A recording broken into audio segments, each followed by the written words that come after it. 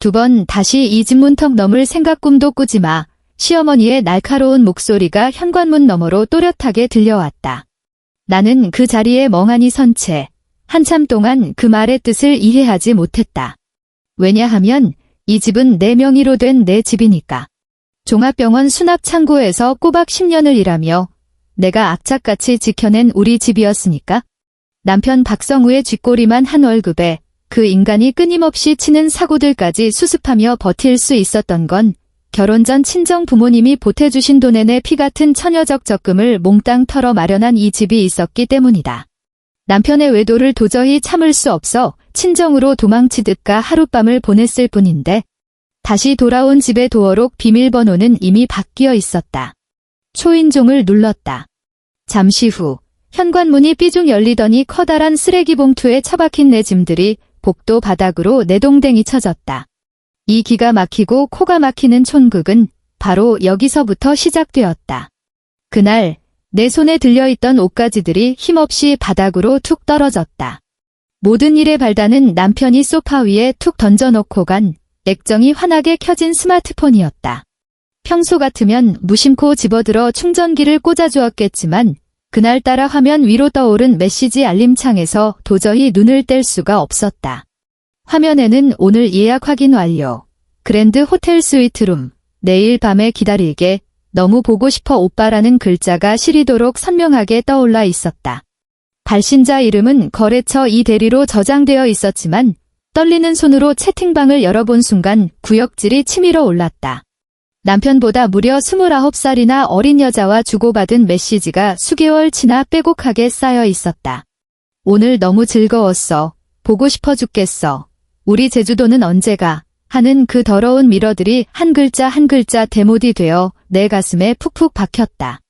내가 매일 병원 수납 창고에서 온갖 진상 환자들의 갑질을 견뎌가며 번 돈으로 생활비를 대고 시어머니의 병원비를 꼬박꼬박 결제하는 동안 그 인간은 내 피 같은 돈으로 고급 호텔을 예약하고 다른 여자와 시시덕거리고 있었던 것이다.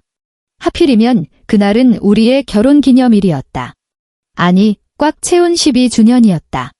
결혼한 그날부터 오늘까지 꼬박 12년 동안 나는 이 집구석을 위해 내 모든 것을 갈아 넣었다. 매일 8시간씩 뼈 빠지게 일하고 퇴근하면 곧장 마트로 달려가 저녁거리를 샀다. 시어머니 입맛에 맞춘 반찬을 따로 만들어 밥상을 차려내도 돌아오는 건 핀잔뿐이었다. 반찬이 왜 이리 짜냐? 국이 다 식었잖니? 그런 구박을 들어도 나는 묵묵히 돌아서서 부엌으로 향했다. 주말이라고 내 맘대로 쉰 적은 단 하루도 없었다. 시어머니를 차에 태우고 유명하다는 병원을 빙빙 돌며 번호표를 뽑고 그 지루한 대기 시간을 버티고 약을 지어 다시 집으로 모셔오는 것, 그것이 내 숨막히는 일상이었다. 그 12년의 헌신이 고작 이런 끔찍한 대신으로 돌아왔단 말인가? 당장이라도 눈물이 터져나올 줄 알았는데 이상하게도 단 한 방울도 흐르지 않았다. 가슴 한가운데가 뻥 뚫린 것처럼 휑하더니 묵직한 돌덩이를 매단 듯 바닥으로 한없이 가라앉았다. 손끝 발끝에서부터 뼛속까지 시린 한기가 스멀스멀 기어 올라왔다. 밤 11시가 다 되어갈 무렵 띠리릭 도어록 열리는 소리가 났다. 훅 끼쳐오는 역겨운 술 냄새와 함께 남편 박성우가 넥타이를 거칠게 신경질적으로 풀어헤치며 거실로 들어섰다. 어둠 속에 우두커니 앉아있는 나를 발견한 그는 짜증이 가득 섞인 말투로 입을 열었다. 아, 깜짝이야. 왜 이렇게 시커먼데 귀신같이 앉아있어? 사람 놀라게. 불 좀 켜. 나는 아무 대답도 하지 않고 소파 위에 놓인 그의 스마트폰을 집어 얼굴 앞으로 들이밀었다. 박성우의 시선이 화면을 스치는 순간 그의 표정이 딱딱하게 굳어졌다. 단 1초도 걸리지 않았다. 하지만 그는 사과는커녕 눈 깜짝할 새에 안면을 싹 바꾸더니 내 손에서 스마트폰을 낚아채듯 빼앗았다. 야, 너 미쳤어. 누가 남의 폰을 함부로 뒤지래? 나는 파르르 떨리는 목소리로 되물었다. 남의 폰. 우리 12년을 같이 살았어. 남편 폰이 남의 폰이야? 지금 당신 입에서 그딴 소리가 나와? 박성우는 흠칫하더니 이내 적반하장으로 언성을 높였다. 프라이버시라는 말 몰라? 결혼하면 뭐 숨 쉬는 것까지 다 까발려야 돼? 와, 사람 진짜 피 말리게 하네. 나는 천천히 자리에서 일어나 그의 두 눈을 똑바로 쳐다보았다.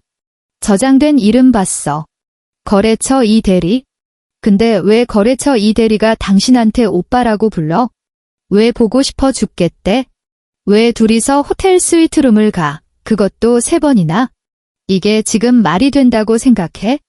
내 목소리가 차갑게 가라앉을수록 박성우는 오히려 더 길길이 날뛰며 악을 썼다. 남자가 바깥일 하다 보면 접대도 하고 그럴 수 있는 거지. 거래처 관리하느라 술도 마시고 호텔 잡아서 쉴 수도 있는 거 아니야? 너는 맨날 병원이랑 집구석만 오가니까 사회생활이 어떻게 돌아가는지 쥐뿔도 모르지. 사회생활. 나는 기가 차서 헛웃음을 터뜨렸다. 이 상황이 너무나도 역겨웠다. 당신이 말하는 그놈의 사회생활이라는 게 마누라 피눈물 나게 하고 벙어리 냉가슴 앓게 만드는 거야? 그게 당신네들 사회의 룰이야? 바로 그때였다. 아씨, 목소리 좀 낮춰. 엄마 깨시잖아. 박성우가 내 어깨를 거칠게 팍 밀치며 윽박질렀다. 지가 죽을 죄를 지어놓고도 그 와중에 자기 엄마 깰까 봐 쩔쩔매는 마마보이 같은 그 꼬락서니에 구역질이 쏠렸다. 하지만 이미 늦었다. 안방 문이 끼익 열리더니 시어머니 순자가 잠옷바람으로 눈을 비비며 걸어 나왔다. 아이고, 야밤에 이게 무슨 난리 굿이냐? 사람 잠도 못 자게. 박성우는 쪼르르 자기 엄마 뒤로 숨더니 잽싸게 선수 쳐 고자질을 해댔다. 엄마, 지은이가 내 폰 몰래 훔쳐보더니 생사람을 잡잖아. 내가 밖에서 얼마나 뼈 빠지게 고생하는지도 모르고 사람을 들볼까? 순자의 매서운 눈초리가 내 머리끝부터 발끝까지 훑고 지나가더니 이내 쯧쯧 혀를 차는 소리가 들렸다. 그러게 평소에 남편 단속을 잘했어야지. 여자가 곰살맞게 내조를 잘해서 남편 기를 살려놔야 남자가 밖으로 안 도는 법이야? 그게 아내 된 도리 아니니? 지가 남편한테 얼마나 잘했다고 밤중에 소리를 꽥꽥 질러대. 나는 시어머니를 물끄러미 바라보았다. 지난 12년 동안 저 며느리 쥐 잡듯이 잡는 소리를 수천 번도 넘게 들어왔다. 하지만 오늘 밤은 달랐다. 그 말들이 귓가에서 천둥처럼 쾅쾅 울려댔다.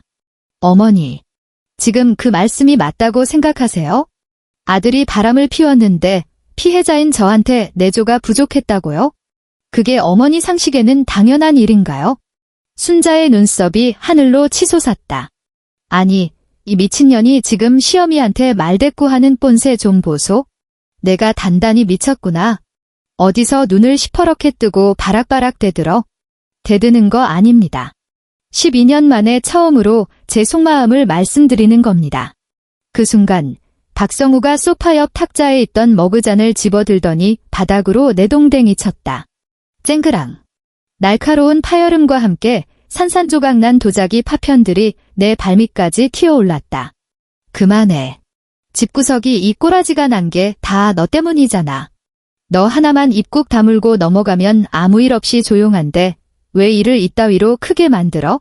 나는 미동도 하지 않았다. 내 발밑에 널브러진 도자기 조각들을 멍하니 내려다보며 나는 내 인생이 이미 저 머그잔처럼 산산조각 나버렸다는 걸 깨달았다. 물건 때려 부수고 악쓰면 당신 마음이 편해. 그렇게 하면 당신 죄가 없어질 것 같아. 박성우는 입을 꾹 다문 채 씩씩거리며 고개를 돌렸다. 팔짱을 낀 시어머니는 여전히 나를 벌레 보듯 싸늘하게 노려보고 있었다. 저 인간들 얼굴 어디에도 일말의 죄책감이나 미안함 따위는 없었다. 오직 골치 아픈 일을 일으킨 데 대한 짜증과 만만한 며느리에 대한 지독한 멸시뿐이었다. 나는 천천히 안방으로 걸어 들어가 옷장 구석에서 커다란 여행 가방을 꺼냈다.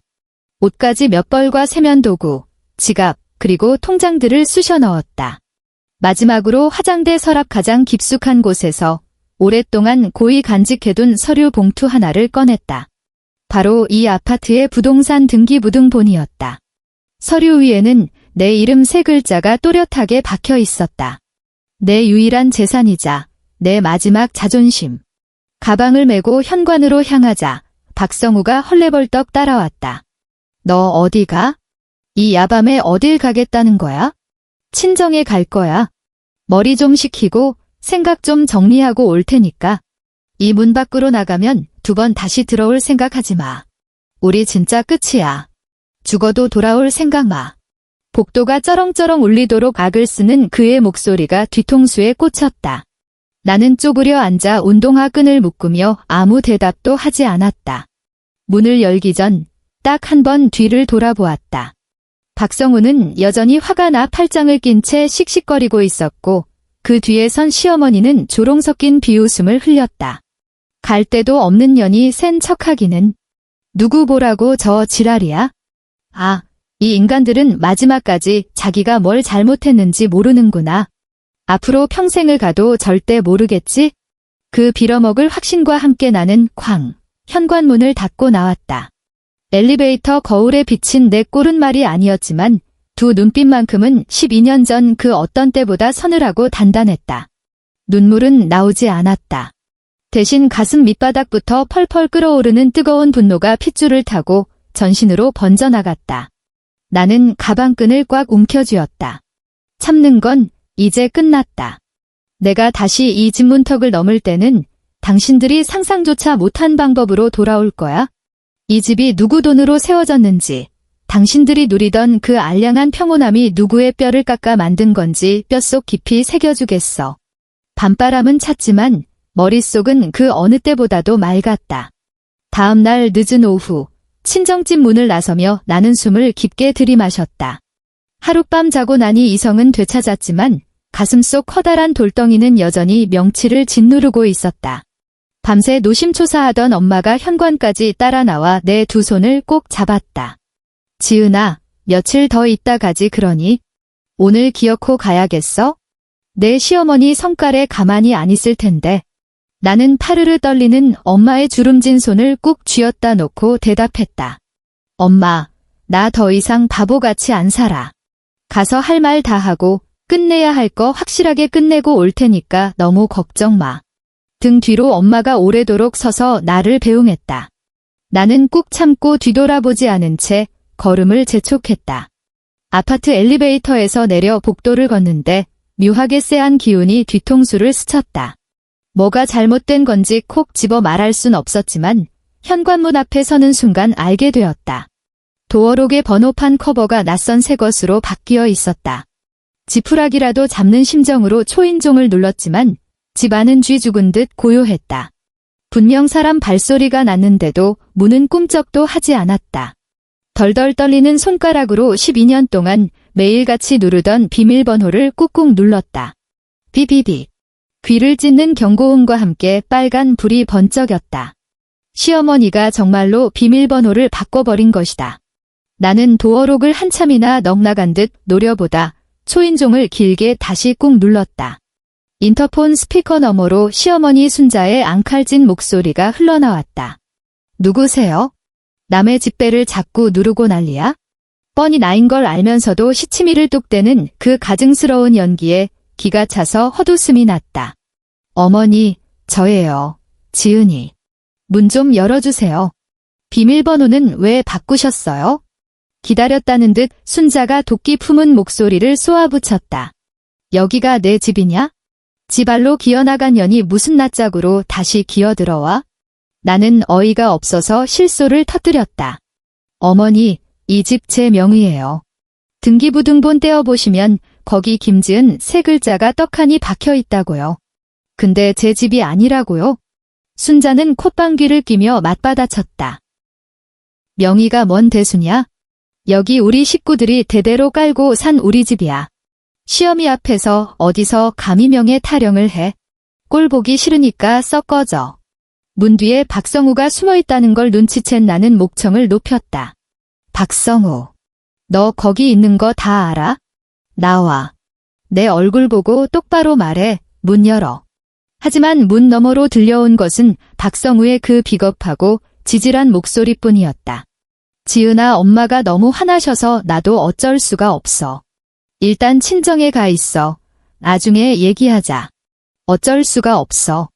그 개같은 변명이 면도날처럼 내 귓가를 파고들었다.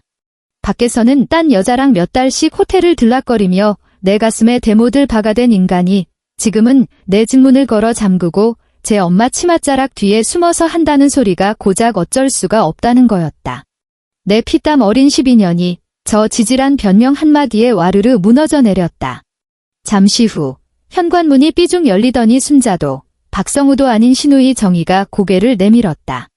그녀는 커다란 검은색 쓰레기 봉투 2개를 복도 바닥에 퍽 던지더니 팔짱을 낀 채 내 위아래를 훑어보며 얄밉게 입을 열었다. 새언니, 이제 그만 가봐. 짐 대충 싸서 넣었으니까 이거 들고 가. 나는 바닥에 놔둔 쓰레기 봉투를 내려다보았다. 찢어진 비닐 틈 사이로 내가 아끼던 베이지색 코트 소매가 구깃구깃 삐져나와 있었다. 12년 전 병원 첫 월급을 타고 나 자신에게 선물했던 코트였다. 먼지 하나라도 묻을까 매일같이 조심스레 손질하던 그 옷이 지금은 음식물 쓰레기처럼 복도에 버려져 있었다. 아가씨, 지금 이게 무슨 짓이에요? 내가 언제 이 집에서 나간다고 했어요? 친정에 잠깐 다녀온다고 했지 언제 내 짐 빼라고 했냐고요. 정희는 어깨를 으쓱하며 건방지게 대꾸했다. 나간 게 나간 거지 뭐가 달라요? 안 그래도 식구들 살기 방도 좁아 터지겠는데 언니까지 얹혀 살면 숨 막혀서 어떻게 살아. 정희의 어깨 너머로 열린 현관 틈새를 보니 신발장에 생전 처음 보는 낯선 신발들이 빼곡히 들어차 있었다. 화려한 명품 하이힐에 조카 놈의 운동화까지 마치 처음부터 자기들 집이었던 것처럼 뻔뻔하게 자리를 차지하고 있었다. 저 신발들 다 뭐예요? 아가씨 언제 이사 왔어? 정희는 손톱을 매만지며 심드렁하게 대답했다. 내 거우 나 오늘부터 이 집에서 살기로 했어. 엄마랑 오빠도 다 허락했으니까 토달지 마. 빈방 썩혀서 뭐해? 피부치끼리 돕고 사는 거지? 말문이 턱 막혔다. 내가 친정에서 겨우 하룻밤 자고 온 사이에 이 미친 집구석은 도어록 비밀번호를 바꾸고 내 짐을 쓰레기 봉투에 처박아 내쫓고 시누이 살림살이까지 떡하니 들여놓은 것이다. 이건 홧김의 한 짓이 아니었다. 내가 남편의 불륜을 알아챈 그 순간부터, 아니 어쩌면 그 훨씬 전부터 이 족속들은 나를 맨몸으로 내쫓고 이 집을 통째로 꿀꺽할 작정이었던 거다. 나는 천천히 허리를 굽혀 쓰레기 봉투를 집어들고 삐져나온 코트 소매를 구겨 넣으며 싸늘하게 내뱉었다. 박성우. 치사하게 문 뒤에 숨지 말고 나와. 내 눈 보고 똑바로 말해봐. 이 그 알량한 배알이라도 있으면 당장 나와. 집안에서는 개미 새끼 한 마리 기어가는 소리도 나지 않았다. 대신 시어머니의 앙칼진 목소리만 땡 날아왔다. 할 말 있으면 변호사 통해서 해. 우린 너 같은 거랑 섞을 말 없으니까. 나는 두 눈을 감았다 떴다. 지난 10년간 이 집구석을 위해 갈아 넣었던 피눈물 나는 시간들이 주마등처럼 스쳐 지나갔다. 어머니. 제가 10년 동안 어머니 병수발 다 들고 명절마다 혼자서 전 부치고 상 차리면서 힘들다는 소리 단 한 번이라도 한 적 있어요? 어머니가 사람이라면 저한테 이러시면 안 되죠. 시어머니가 찢어지는 목소리로 패악을 부렸다. 며느리가 시집와서 그 정도 하는 건 당연한 도리지. 어디서 유세야 유세가. 내 친정 애미애비가 너한테 그따위로 가르치더냐? 당연한 도리. 나는 그 단어를 낮게 아주 또렷하고 차분하게 곱씹었다.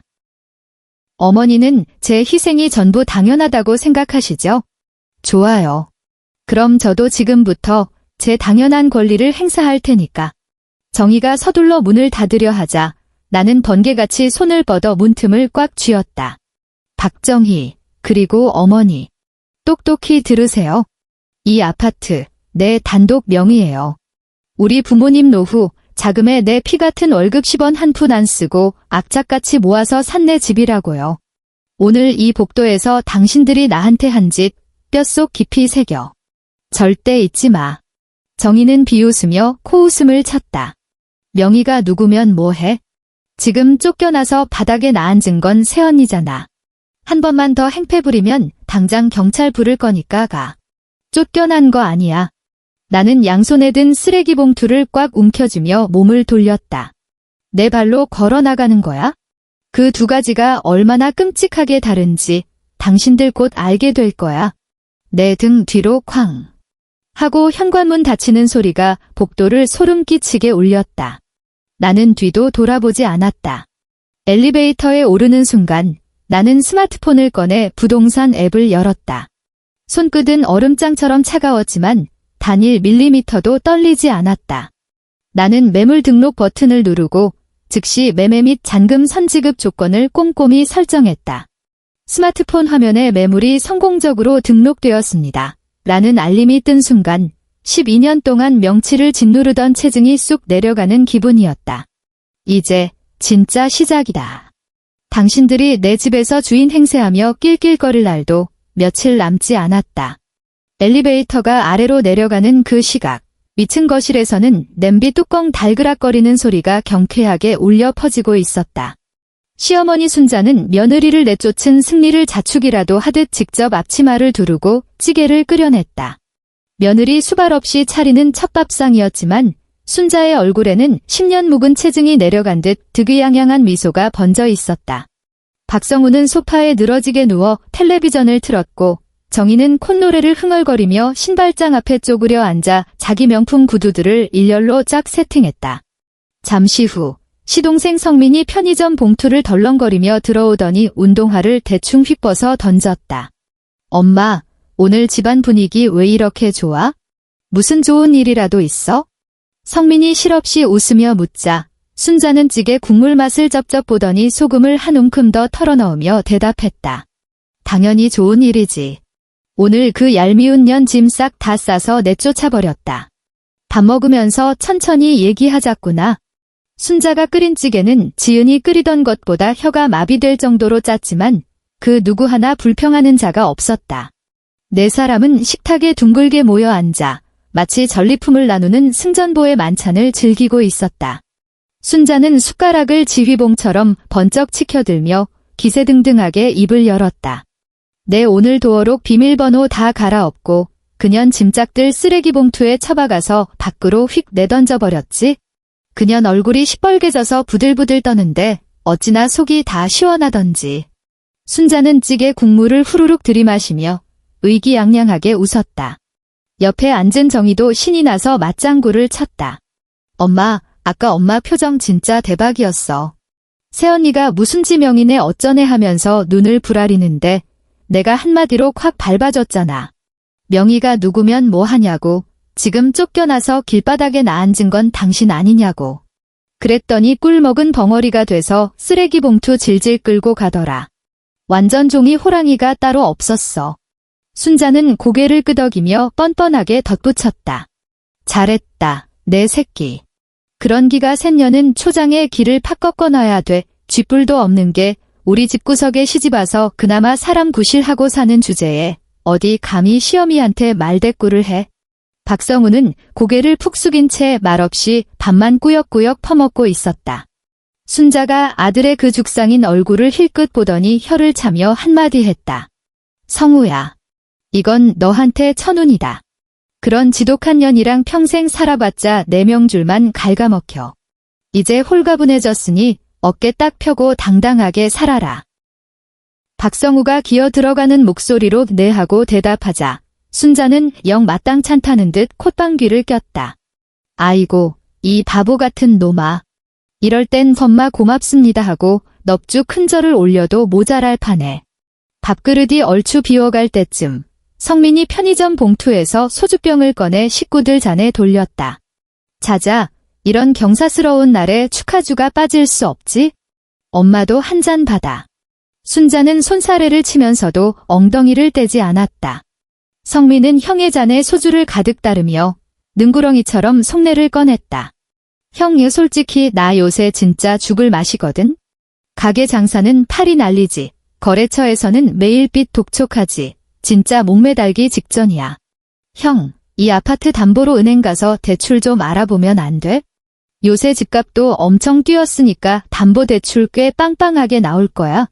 형도 요새 회사 실적 안 좋아서 스트레스 받는다며? 이번 기회에 대출 받아서 형도 숨 좀 고르고 나도 급한 불 좀 끄고. 이게 바로 상부상조하는 거 아니겠어? 벼룩의 간을 빼먹으려는 그 뻔뻔한 수작에 순자도 맞장구를 쳤다. 성민이 말이 100번 맞다. 죽은 고목나무 마냥 집 덩그러니 깔고 앉아있으면 뭐하니? 자산은 원래 이리저리 굴려야 제맛이지. 여기 학군도 좋고 평수도 넓어서 대출 엄청나게 뽑힐 거다. 묵묵히 소주잔을 비우던 박성우가 잠시 침묵하더니 무겁게 고개를 끄덕였다. 그래, 내일 은행 가서 한번 알아볼게. 성민의 두 눈이 번쩍 빛났다. 역시 우리 형이 최고라니까. 어차피 새언니도 나갔겠다. 이제 눈치 볼 사람도 없으니 일사천리지. 뭐 서류상으론 새언니 명의라도 형이 법적 남편인데 은행에서 융통성 있게 다 알아서 협조해주겠지?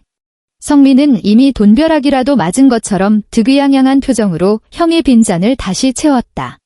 그때 정희가 숟가락으로 찌개를 휘적거리며 얄밉게 끼어들었다. 아, 맞다.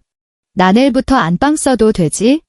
새언니 쓰던 그 골방은 좁아 터져서 관짝 같단 말이야. 순자가 안방은 내 오빠가 써야 한다고 나무라자 정희는 입술을 비중 내밀었다. 아, 오빠가 골방 쓰면 되잖아.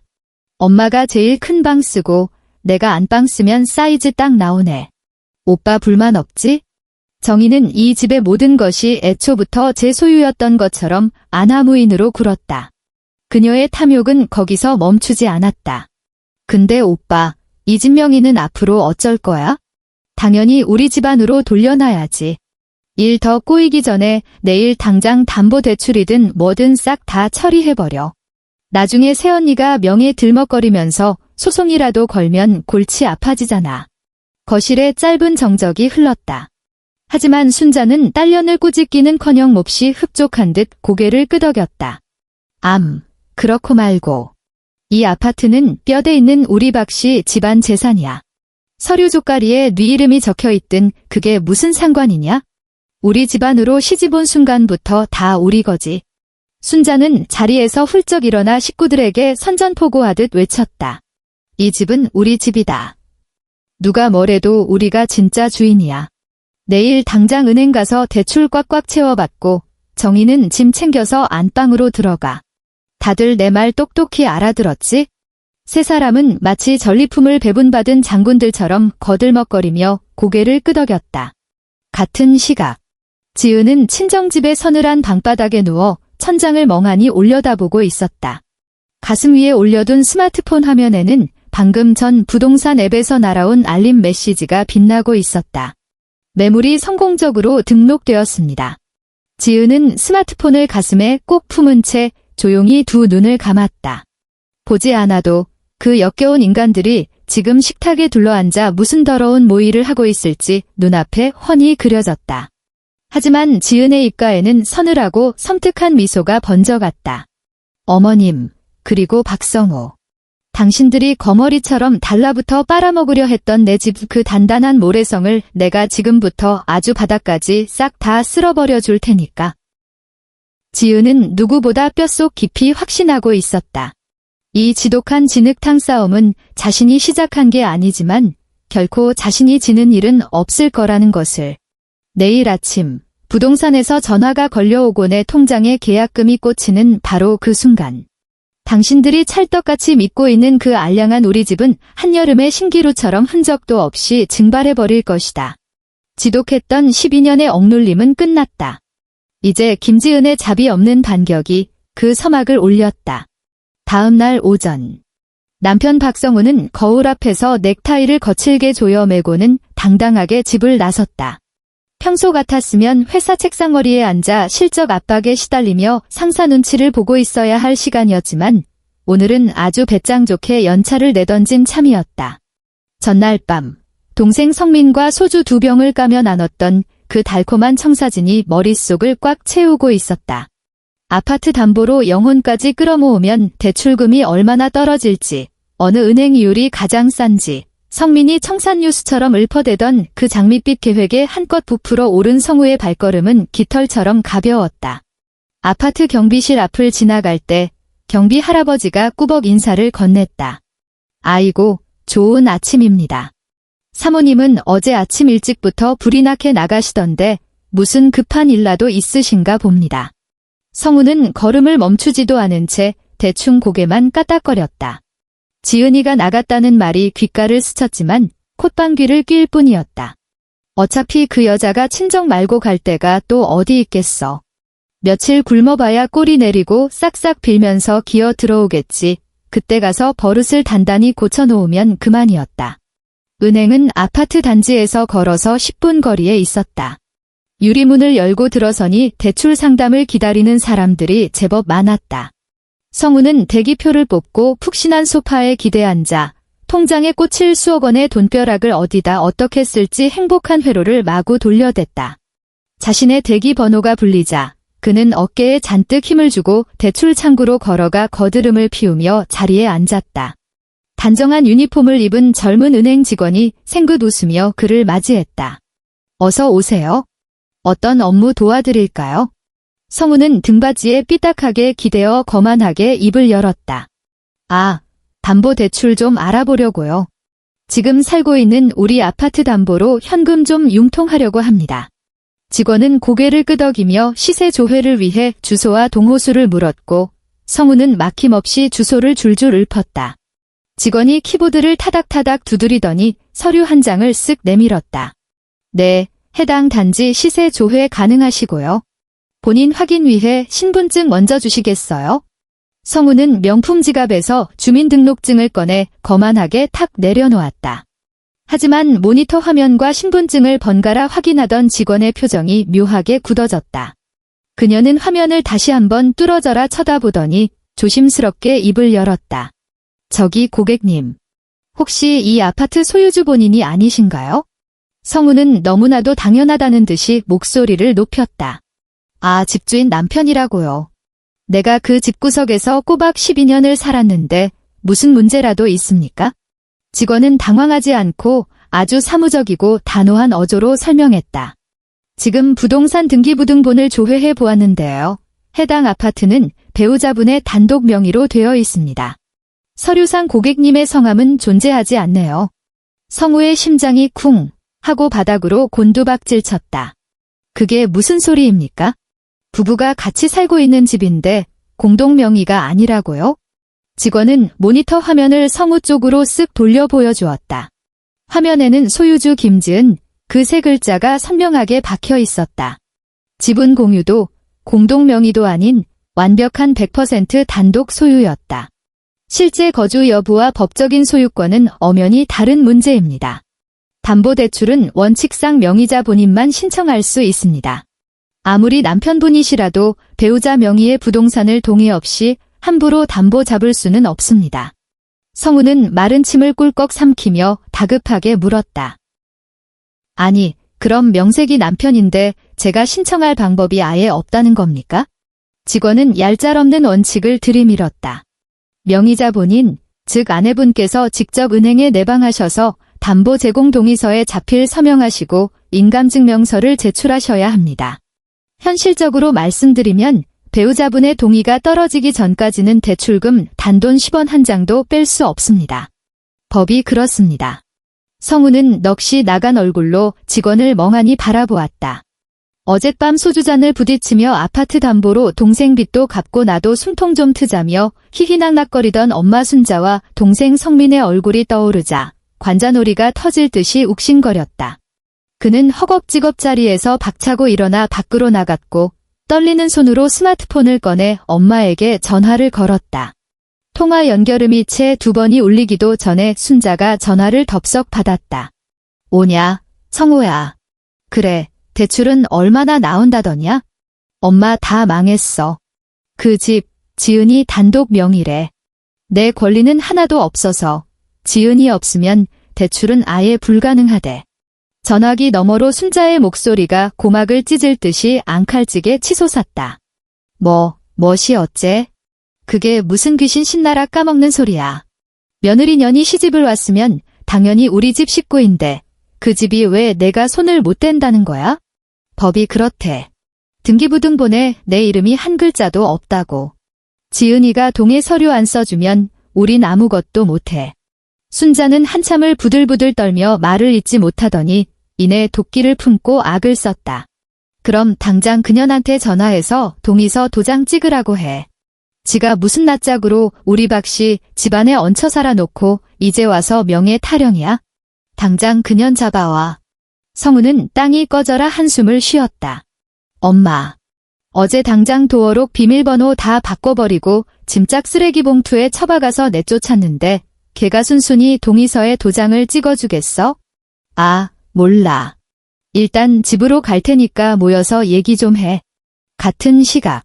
지은은 아파트 단지에서 두 정거장 떨어진 동네의 부동산 중개사무소 문을 열고 들어섰다. 중개업자가 그녀를 보자마자 반갑게 맞이했다. 아이고, 어서 오세요. 어젯밤에 매물 올려주신 김지은 사모님 맞으시죠? 지은은 흔들림 없는 단단한 표정으로 자리에 앉았다. 네, 연락받고 바로 왔습니다. 말씀하신 필요 서류는 싹 다 챙겨왔고요. 그녀는 핸드백에서 서류 봉투를 꺼내 탁자 위에 착착 펼쳐놓았다.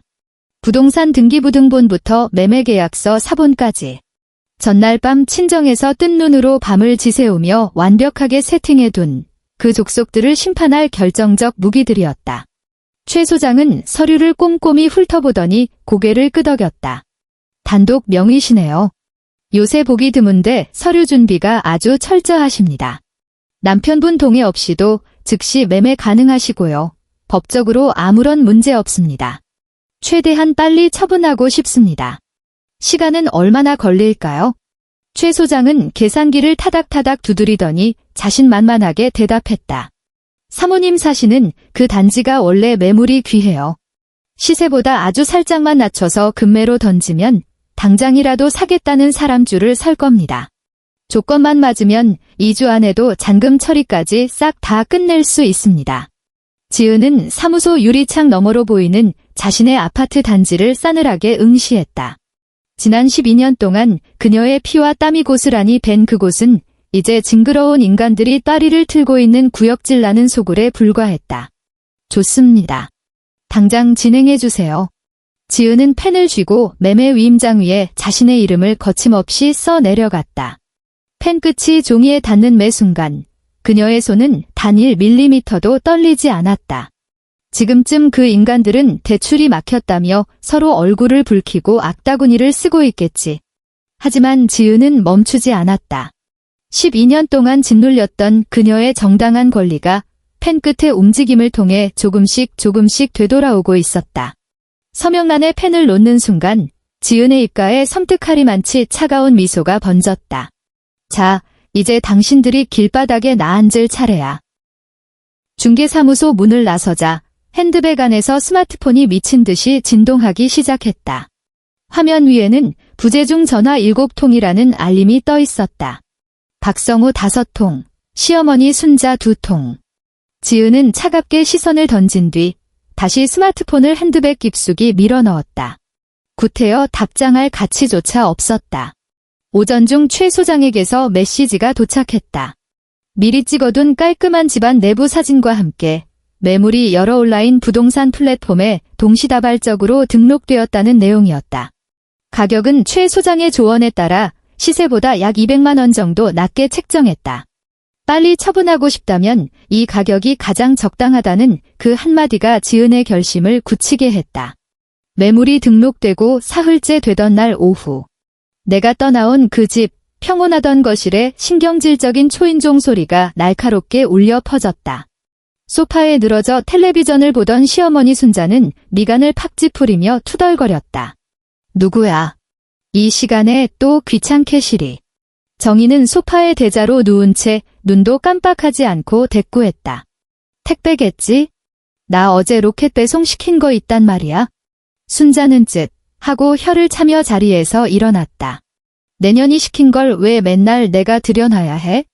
군뱅이처럼 누워만 있지 말고 내가 좀 나가봐라. 순자는 입으로는 궁시렁거리면서도 현관으로 걸어가 문을 벌컥 열었다. 하지만 문 밖에 서 있는 사람은 택배기사가 아니었다.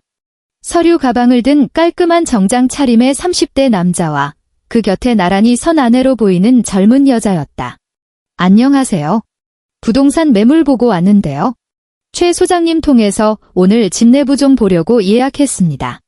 순자의 두 눈이 당장이라도 튀어나올 듯 커졌다. 매물이라니.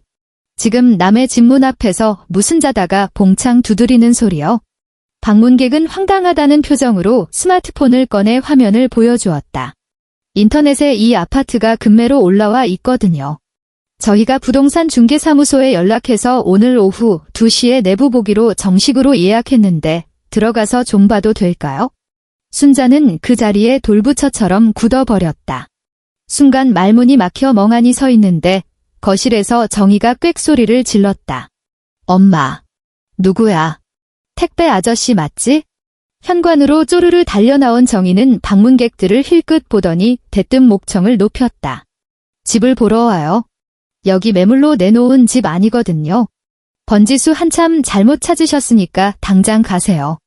남자가 어이없다는 듯 맞받아쳤다. 아니, 부동산 앱에서 거실이랑 방 사진 다 확인하고 중개사 통해서 정식으로 예약하고 온 건데 잘못 찾을 리가 있나요? 최 소장님이 분명 오늘 봐도 된다고 하셨거든요. 그 말에 정희는 허둥지둥 제 스마트폰을 꺼내 부동산 앱을 켰다. 검색창에 다급하게 자기 집 주소를 쳐 넣자 화면에는 거실, 안방, 심지어 부엌 구석구석까지의 사진들이 매물 정보와 함께 너무나도 선명하게 떠올라 있었다. 이게 뭐야? 엄마, 이거 새언니가 올린 거야? 진짜 이 집을 부동산에 내놨다고. 정희의 새파랗게 질린 비명소리에 순자가 득달같이 스마트폰을 낚아채 화면을 확인했다. 안구부터 튀어나올 듯 모니터를 노려보던 순자의 두 손이 사시나무 떨듯 덜덜 떨리기 시작했다. 문 앞에 뻘쭘하게 서 있던 부부가 조심스레 물었다. 저희 들어가서 봐도 되나요? 일부러 연차까지 내고 왔는데. 순자는 몸뚱이로 현관문 틈을 꽉 틀어막으며 악을 썼다. 안 돼. 여기 집 안 팔아. 당장 가. 그 부동산 소장이 사기친 거니까 2번 다시 찾아오지 마. 순자는 상대방이 입을 뗄 새도 없이 현관문을 쾅 닫아버렸다. 복도 너머로 황당해하는 남자의 투덜거림이 들려오더니 이내 멀어졌다. 순자는 거친 숨을 몰아쉬며 아들 성우에게 전화를 걸었다. 신호음이 채 2번 울리기도 전에 성우가 전화를 받았다. 엄마, 왜? 아직도 대출 때문에 그래? 순자가 목통이 찢어져라 비명을 질렀다. 성우야. 방금 어떤 사람들이 집 보러 왔다 갔다. 그 독한 년이 기어코 이 집구석을 부동산에 팔아넘기려고 내놨어. 너 당장 어떻게 좀 해봐. 전화기 너머로 숨막히는 정적이 흘렀다. 성우야, 너 듣고 있니? 듣고 있어? 지은이가 우리 다 길바닥으로 나앉게 하려나 봐. 성우가 맥 빠진 목소리로 중얼거렸다. 나라고 뭐 뾰족한 수가 있어? 사흘 내내 전화통에 불이 나게 전화해도 안 받는데 나보고 어쩌라고. 어쩌냐니. 당장 그년 친정으로 쫓아가서 무릎이라도 꿇고 싹싹 빌어. 집 당장 거두라고. 순자가 길길이 날뛰자 성우는 땅이 꺼져라 한숨을 쉬었다. 엄마, 내가 거기 간다고 장모님이 문이나 열어주겠어? 지은이 그 여자, 이번엔 아주 도끼 단단히 품었어. 기가 막힌 순자가 급기야 둘째 성민에게 전화를 돌렸지만 돌아온 대답은 불난 집의 부채질하는 격이었다. 엄마, 나도 형한테 들어서 아는데 이거 진짜 초상 치르게 생겼어. 매매 계약서에 도장 찍고 잔금 넘어가는 순간 끝이야. 무조건 방 빼줘야 돼. 애초에 명의가 새언니 건데 우리가 법적으로 막을 방법이 눈 씻고 찾아봐도 없다고. 순자는 전화를 툭 끊고 소파에 털썩 주저앉았다. 곁에서 부동산 앱 화면만 만지작거리던 정희가 울상을 지으며 중얼거렸다. 엄마, 심지어 금매라서 시세보다 엄청 싸게 올렸어. 이 가격이면 일주일도 안 돼서 바로 팔릴 텐데 그럼 우리 다 어디 가서 살아. 나 이제 겨우 내 짐 정리 다 해놨는데. 순자는 골치가 아픈 듯 머리를 감싸 쥐었다. 아이고 내 팔자야. 어떻게 지켜온 내 집인데. 그 순간 눈치 없는 정희가 불쑥 한마디를 내뱉었다. 엄마가 새언니 짐 쓰레기 취급하면서 내쫓고 도어록 비밀번호 바꿀 때 이런 꼴 날 거 각오는 했어야지. 순자의 두 눈에 살기가 번뜩이자 정희는 하고 입을 다물었다. 그 시각 지은은 병원 구내식당 한 구석 자리에 앉아 있었다. 도무지 밥이 넘어가지 않아 반도 못 먹은 식판을 한쪽으로 밀어두고 스마트폰을 꺼냈다. 마침 최 소장에게서 메시지가 도착해 있었다. 오늘 매수 희망자 2팀이 방문했습니다. 첫 번째 팀은 거주자분들의 반발로 문전박대당했다고 클레임이 들어왔네요. 내일도 새 팀이나 방문 예약이 잡혀 있는데 내부 확인 좀 원활하게 협조해 주실 수 있을까요? 지은은 창밖을 응시하며 잠시 생각에 잠겼다가 단호하게 답장을 보냈다. 내일 오전 10시에 제가 직접 동행하겠습니다.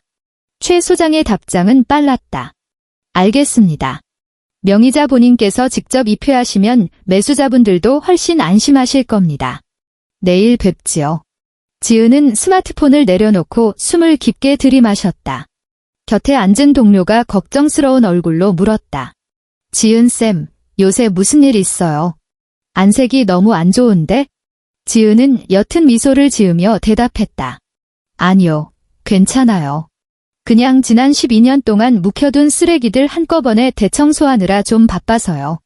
동료는 무슨 소린지 영문을 모르겠다는 듯 고개를 갸웃했지만 지은은 굳이 설명하지 않았다. 내일 아침 그 인간들은 내가 불쑥 나타날 거란 상상조차 못하고 있겠지.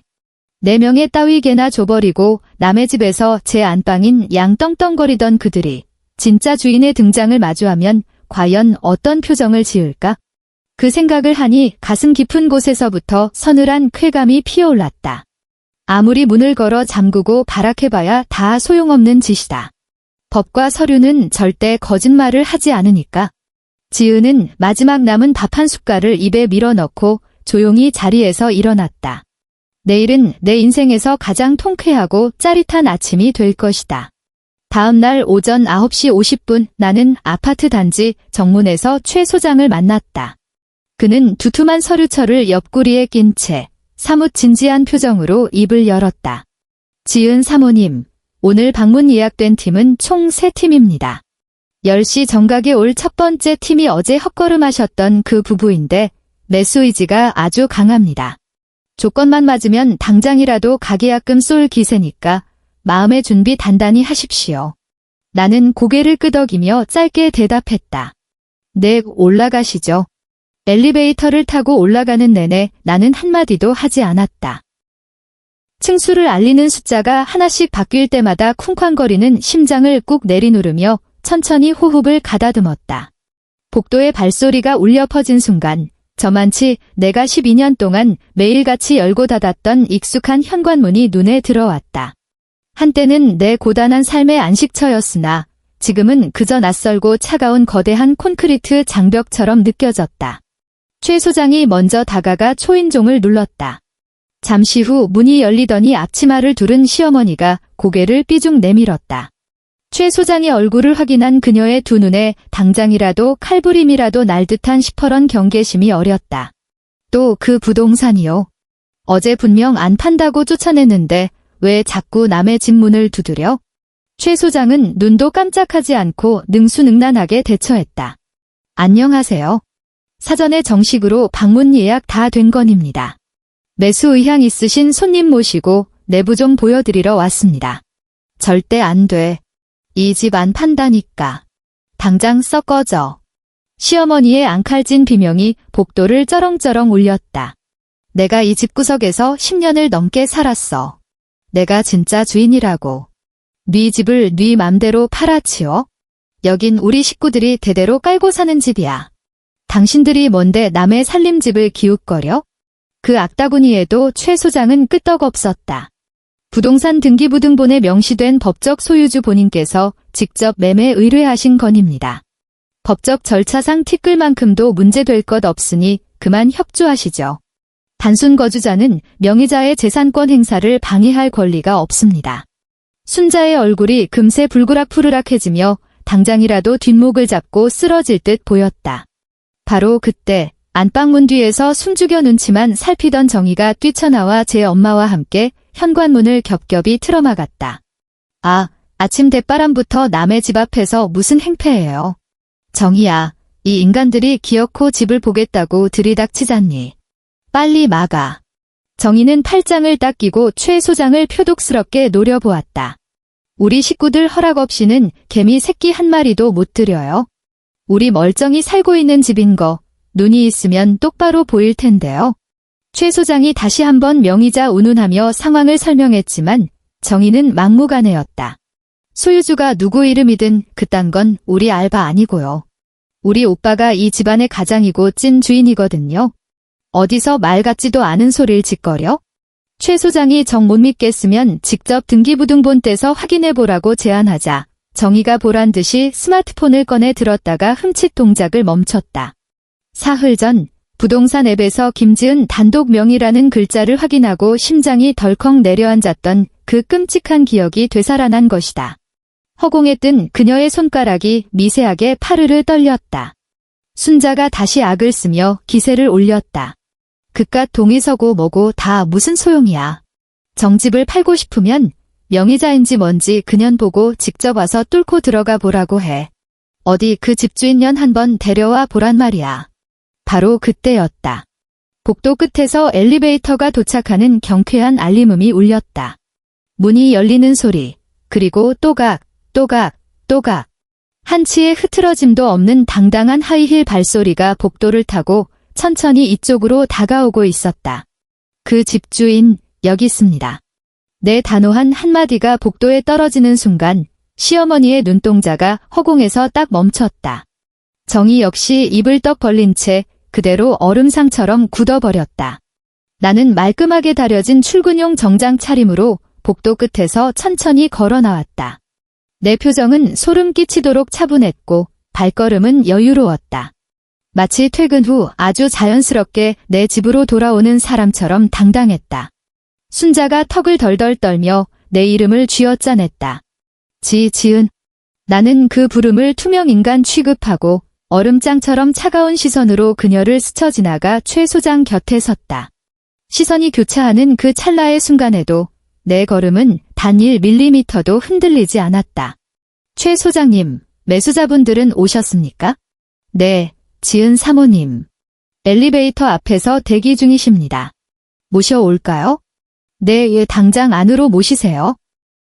내 말이 채 떨어지기도 전에 순자가 허겁지겁 내 앞을 가로막았다.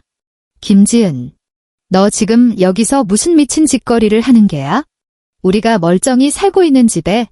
나는 시어머니의 도끼 서린 눈을 정면으로 받아쳤다. 지난 12년 동안 단 한 번도 그 눈을 마주치지 못하고 주눅들어 살았지만 오늘 내 눈빛에는 티끌만한 두려움도 남아있지 않았다. 어머니, 며칠 전 제가 왔을 때 어머니가 제게 뭐라고 하셨는지 다 기억하시죠? 그건 여기가 제 집이 아니라고 당장 나가라고 하셨잖아요. 도어록 비밀번호까지 손수 바꾸시고요. 어머니가 그렇게 말씀하셨으니 저는 당연히 어머니 뜻에 따른 것뿐입니다. 시어머니는 입만 뻐끔거릴 뿐 단 한마디도 내뱉지 못했다. 어머니 입으로 제 집이 아니라고 하셨으니 진짜 주인인 제가 스스로 처분하는 게 너무 당연한 거 아닌가요? 어머니 논리대로라면 제가 이 집을 팔아치우든 철거하든 어머니가 참견할 자격은 없는 거잖아요. 안 그래요? 그건 그냥 홧김에 뱉은 소리지 누가 진짜로 팔라고 했니? 그럼 어머니가 처음부터 말실수하신 거네요? 주인인 저를 길바닥으로 내쫓은 것부터가 틀려먹은 거였죠. 정희가 그 틈을 타 황급히 문을 닫으려 하자 나는 번개처럼 손을 뻗어 문틈을 꽉 틀어쥐었다. 박정희, 그리고 어머니. 똑똑히 들어요. 이 아파트, 내 단독 명의야. 우리 부모님 돈에 내 피 같은 월급 한 푼, 두 푼 모아서 샀던 집이라고. 오늘 이 복도에서 당신들이 나한테 한 짓, 무덤에 갈 때까지 영원히 잊지 마. 정희는 가소롭다는 듯 콧방귀를 뀌었다. 명의가 누구면 뭐해요. 지금 쫓겨나서 갈 데 없는 건 새언니잖아요. 안 가면 저 당장 경찰 부를 거예요. 쫓겨난 거 아니야. 나는 가방끈을 부서져라 움켜쥐며 몸을 돌렸다. 내 발로 걸어나간 거야? 그 두 가지가 얼마나 소름 끼치게 다른 결과를 가져오는지 곧 알게 될 거야. 최 소장이 매수 의향이 있는 부부를 현관 앞으로 모셔왔다. 40대쯤으로 보이는 부부는 살얼음판 같은 분위기에 지레 겁을 먹고 문가에 머뭇거리며 섰다. 나는 순식간에 표정을 풀고 그들을 향해 정중히 인사했다. 안녕하세요. 집주인 김지은입니다. 더운 날씨에 귀한 걸음 해주셔서 감사합니다. 자, 들어오시죠. 시어머니가 마지막 발악이라도 하듯 문 앞을 막아서자 나는 평온하지만 묵직하게 경고했다. 어머니, 여기서 계속 방해하시면 지금 당장 112에 신고하겠습니다. 소유자가 정당하게 매물을 보여주는 건 합법적인 행동이에요. 이걸 방해하시면 법적 책임 아주 무겁게 지셔야 합니다. 계속 버텨보시겠어요? 순자는 주먹을 꽉 쥐고 눈시울을 붉혔지만 결국 분을 이기지 못하고 옆으로 물러섰다. 나는 가방에서 아파트 관리사무소를 통해 미리 준비해둔 비상용 마스터키를 꺼냈다. 고작 도어록 비밀번호 하나 바꿨다고 이 집을 뺏을 수 있을 거라 믿었던 그들의 무지함에 헛웃음이 새어나왔다. 철컥, 기계음과 함께 문이 열렸다. 시어머니의 얼굴이 순식간에 백지장처럼 하얘졌다. 너 이것까지 미리 빼돌려놨어? 당연하죠. 여긴 제 집이니까요. 나는 부부를 향해 손을 뻗어 정중히 안내했다. 들어오세요.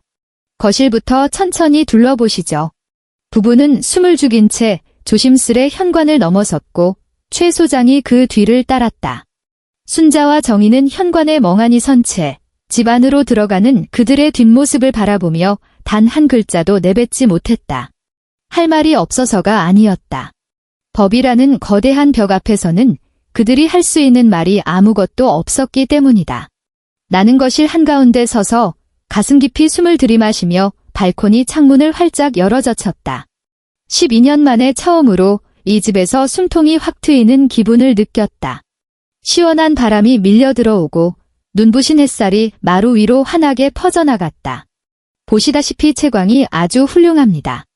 정남향이라 늦은 오후까지 볕이 깊게 들어와요. 구조도 반듯해서 가구 배치하기도 수월하고요. 내 목소리는 그 어느 때보다 차분하고 낭낭했다. 내 인생을 내리누르던 짙은 안개가 걷히고 진짜 주인이 마침내 온전한 빛을 맞이하고 있었다. 내부 투어는 오전 11시 반쯤 되어서야 끝났다. 부부는 거실 바닥부터 안방 벽지, 작은 방 구석구석까지 아주 꼼꼼하게 살폈다. 주방 수납장을 열어보고 발코니 타일 틈새를 손가락으로 쓸어보는 등 모든 행동에 진지함이 묻어났다. 나는 그들의 질문에 하나하나 친절하고 자세하게 답변했다. 평균 관리비는 이 정도 선이고요. 세대당 주차 대수도 1대 이상이라 아주 넉넉합니다. 초등학교까지는 걸어서 7분이면 충분하고요. 내 목소리는 마치 남의 집을 소개하는 중개사처럼 객관적이고 평온했다. 시어머니가 안방문을 사수하며 마지막까지 막아보려 했지만 내가 망설임 없이 문을 밀고 들어가자 무기력하게 비켜설 수밖에 없었다. 정희 역시 자신이 차지한 작은 방 문고리를 부여잡고 버텼지만 최 소장이 법적 절차를 언급하자 이를 갈며 자리를 피했다. 두 사람의 입에서 끝없는 불평과 원망이 쏟아졌지만 나는 단 한 번도 뒤돌아보지 않았다. 투어를 마친 부부가 현관을 나서며 최 소장에게 조용히 속삭였다. 집 관리가 정말 잘 되어 있네요. 저희 진지하게 고려 중인데 가격 내고의 여지가 좀 있을까요? 최 소장은 나를 슬쩍 곁눈질하더니 대답했다. 소유주분과 협의 후에 빠르게 연락드리겠습니다. 그 후로도 두 팀이 더 방문했다. 주방 구조에 감탄하던 신혼부부, 그리고 층수와 채광을 꼼꼼히 따지던 중년의 투자자까지. 총 3팀의 손님 모두에게 나는 똑같이 열정적이고 완벽하게 내부를 안내했다. 마지막 손님까지 돌아가고 나자 거실 한가운데 서 있던 순자가 짐승처럼 울부짖었다. 김지은, 너 진짜 돌았어? 우리가 두 눈 시퍼렇게 뜨고 살고 있는데 남들을 우르르 끌어들여 구경을 시켜? 이게 사람이 할 짓이냐? 나는 가방을 챙겨매며 심드렁하게 대답했다. 어머니, 오늘 일정은 다 끝났어요. 내일도 집 보러 올 사람 줄 서 있으니까 집이나 좀 깨끗하게 치워두세요. 시어머니는 거의 거품을 물 기세였다. 뭐시. 내일 또 온다고?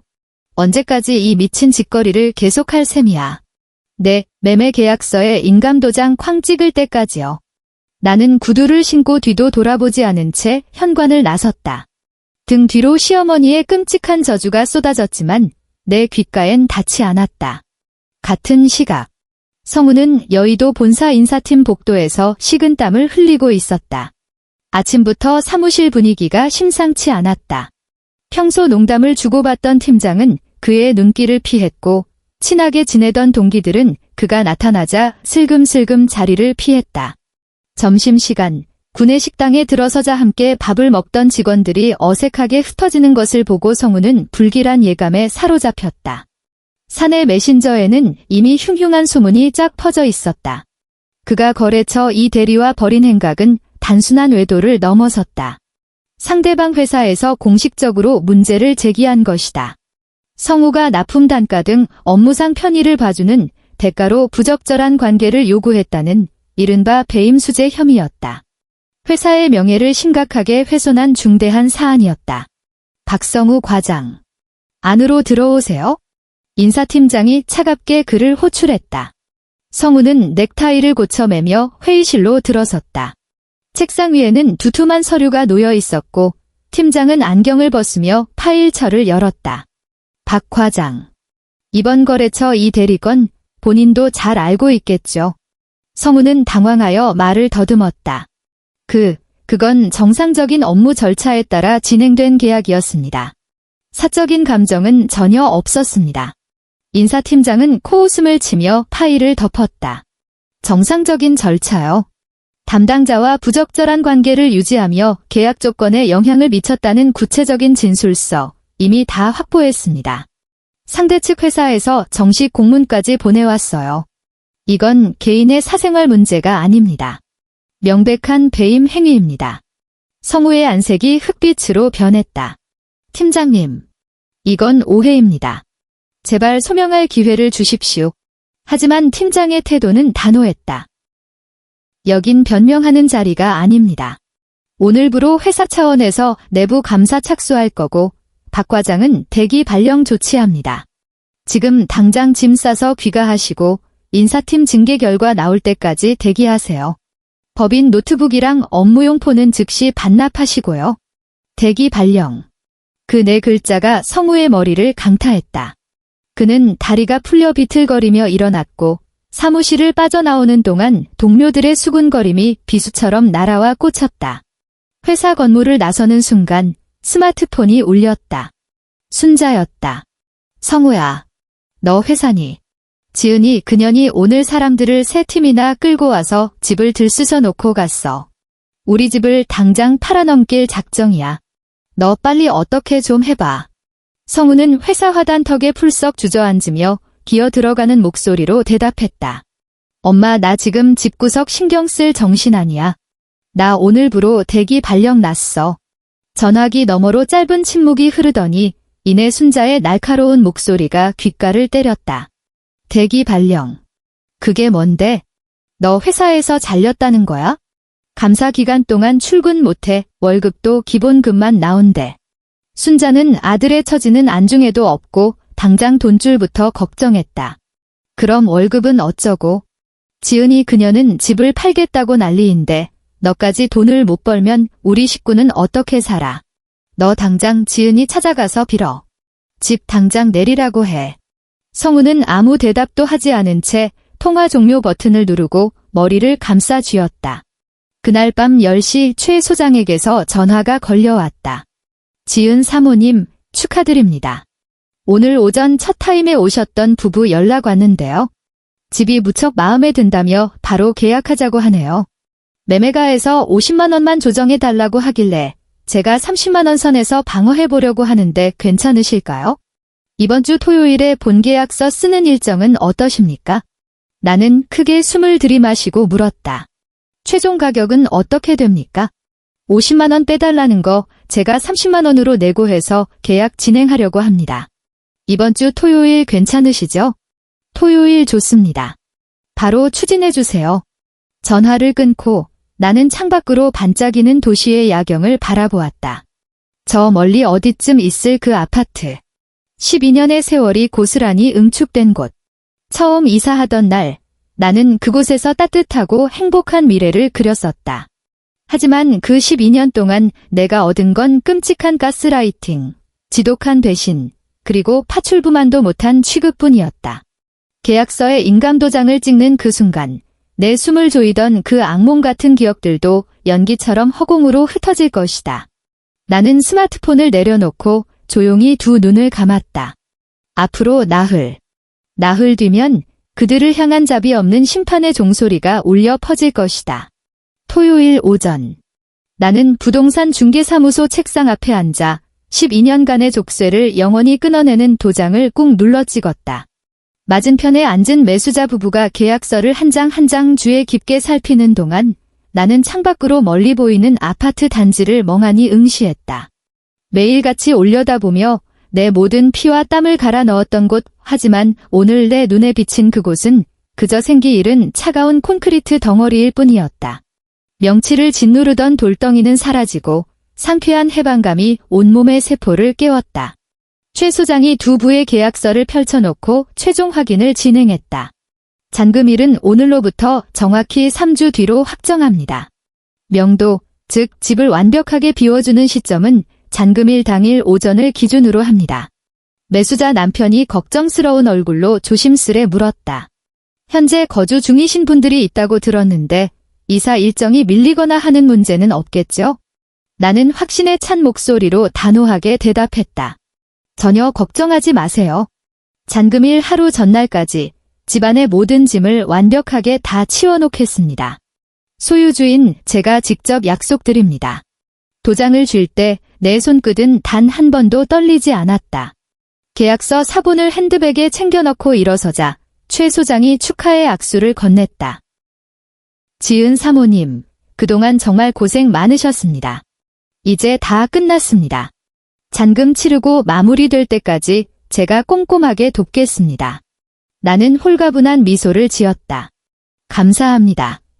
정말 날아갈 것 같네요. 중개사무소 문을 열고 밖으로 나오자 초겨울의 찬바람이 얼굴을 스쳤다. 그 어느 때보다 맑고 달콤한 바람이었다.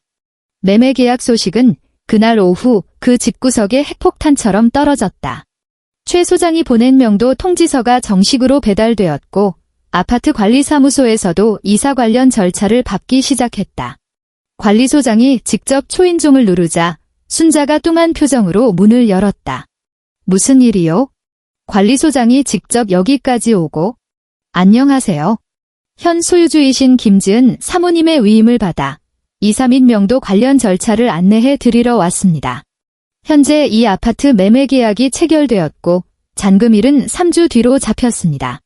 정상적인 명도를 위해 잔금일 전날까지 집을 비워주셔야 합니다. 명도 통지서 여기 있습니다. 소장의 말이 끝나기도 전에 순자의 두 눈이 튀어나올 듯 커졌다. 무슨 말도 안 되는 소리야. 집주인인 우리가 떡하니 버티고 있는데 누굴 보고 방을 빼라는 거야. 소장은 무덤덤하게 서류를 내밀며 덧붙였다. 법적 소유자가 변경되는 절차라 거주자분들께서는 이를 거부하실 수 없습니다. 소유주분의 강경한 요청에 따라 잔금일 당일 공동현관 스마트키와 세대 도어록 비밀번호는 전부 폐기되고 초기화될 예정이니 양지하시기 바랍니다. 문이 닫히자 순자는 짐승 같은 비명을 지르며 거실로 뛰어들었다. 성우야, 정희야, 성민아, 당장 다 나와. 지은이 인연이 기어코 집을 팔아먹었어. 3주 뒤에 우리 다 길바닥으로 나앉게 생겼다고. 각자의 방에서 사색이 되어 뛰쳐나온 세 사람의 얼굴은 창백했다. 정희가 통지서를 낚아채듯 읽어보더니 덜덜 떨리는 목소리로 소리쳤다. 진짜 계약서에 도장 찍었어? 새언니가 정말 집을 넘겼다고? 당장 우리 어디 가서 자라고. 도박빚에 시달리던 성민은 머리를 쥐어뜯으며 절망했다. 형, 나 이제 진짜 끝났어. 사채업자들한테 이 아파트 담보로 다음 달에 돈 갚겠다고 약속 다 해놨단 말이야. 나 진짜 죽었다고. 성우는 넋이 나간 채 소파에 허물어졌다. 대기 발령으로 월급은 반토막이 났고 유일한 희망이던 아파트마저 신기루처럼 사라져버렸다.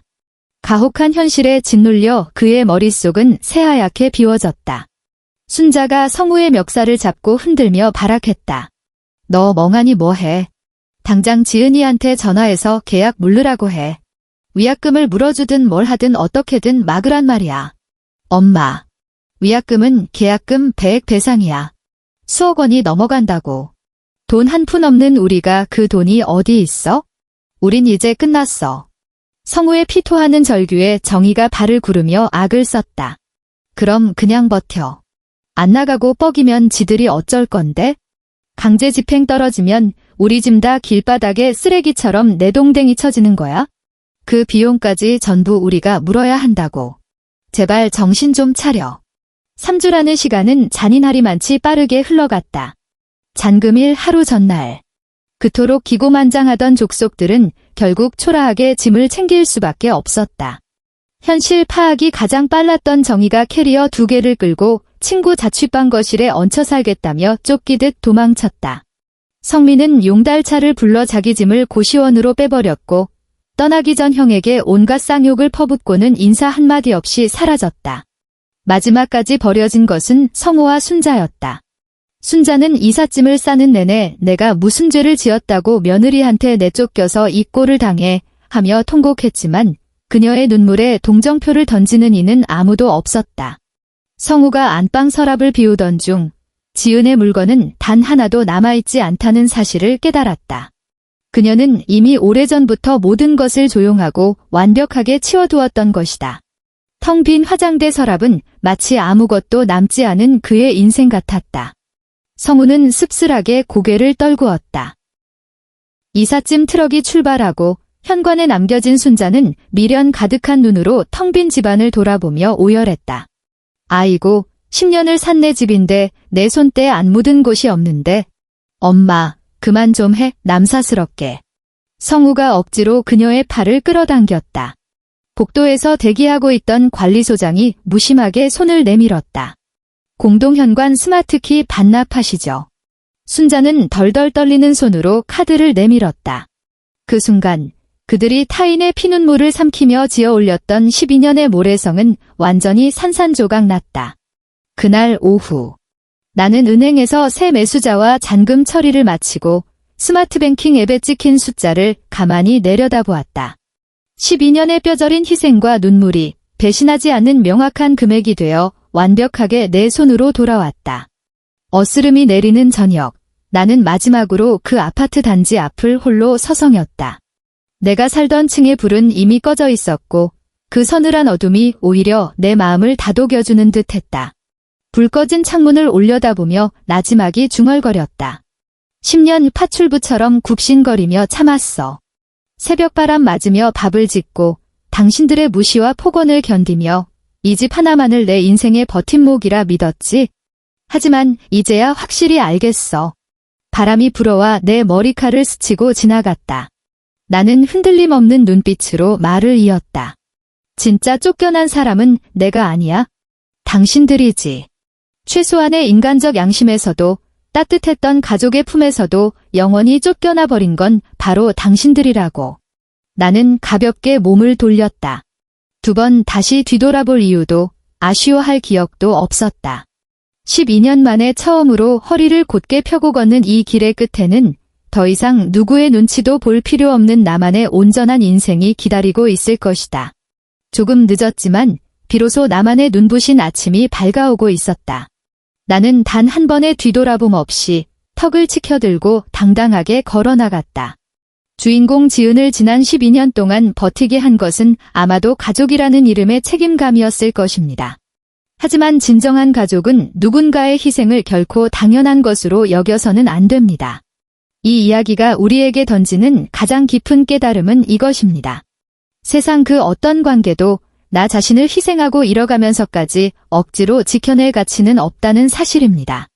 상대가 함부로 상처를 주는데도 끝없이 인내하는 것은 관용이 아닙니다.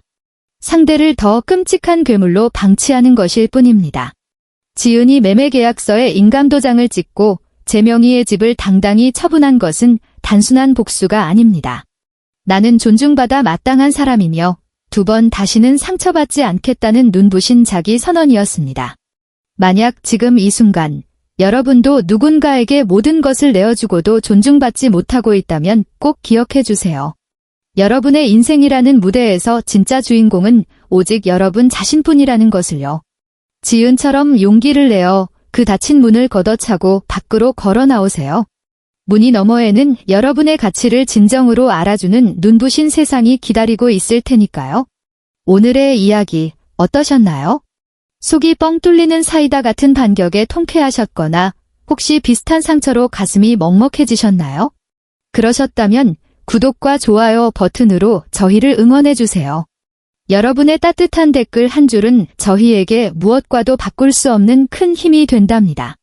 오늘도 그 누구보다 내 자신을 가장 사랑하고 아껴주는 하루가 되기를 바랍니다. 감사합니다.